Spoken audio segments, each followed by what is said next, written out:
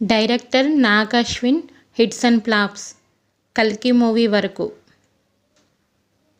1. Assistant డైరెక్టర్గా చేసిన movies. నేను మీకు తెలుసా యావరేజ్. 2. Leader hit.